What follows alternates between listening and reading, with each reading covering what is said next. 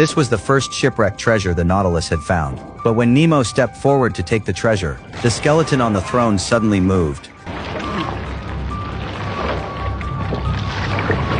The crew sighed in relief, but the cautious Nemo soon noticed something wrong. The sword in the skeleton's hand had long been corroded by seawater, and the chests around it were completely empty. Clearly someone had already been here before them.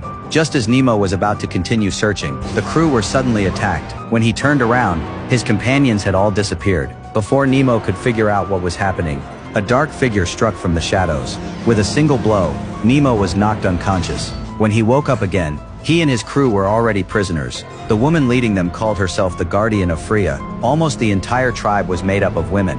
They had protected this underwater treasure for generations. Every explorer who came searching for treasure was eventually killed by them.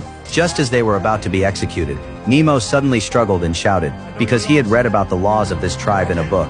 Even criminals had the right to defend themselves. Seeing him still struggling, the queen did not refuse. She also wanted to use this opportunity to find out what the Nautilus really was. But the crew were very discouraged. They thought they would find a valuable treasure, but instead they found nothing and had even lost their lives. But Nemo told them, the treasure had not disappeared at all. It had simply been salvaged by the tribe long ago. Whether it was the decorations on the doorframes, or the gems on the warriors' sheaths, all were priceless treasures, especially the ruby on the queen's bodies. With just that one stone, they could build an entire new Nautilus. Then Nemo began his defense. He said he had never searched for treasure for personal wealth, but wanted to destroy the East India Company and free India from colonial rule. But such words coming from Nemo alone were naturally hard for the queen to believe, so the crew stepped forward one by one to testify. They told the queen that the outside world had already entered the industrial age, and that this tribe should not be trapped at the bottom of the sea forever, but should go out and see the real world.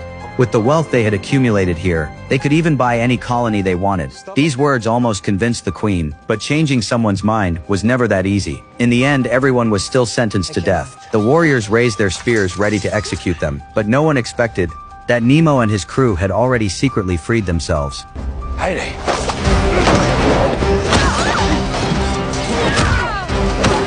A chaotic battle broke out. Though these warriors were well trained, they were more used to fighting underwater. Faced with sudden close combat, they could not handle the crew for a while. Even during the chaos, the crew managed to grab quite a few gems. Nemo quickly called everyone to run toward the cliff, because as long as there was water below, jumping down meant a chance to survive. As the crew members jumped off one by one, the queen grew desperate. She raised her shield and slammed Robert flying, then pinned Nemo to the ground.